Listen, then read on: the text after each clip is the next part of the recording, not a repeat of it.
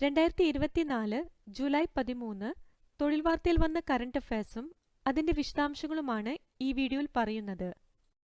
ലോകത്തിലെ ഏറ്റവും വലുതും കരുത്തുറ്റതുമായ റോക്കറ്റിന്റെ പേര്?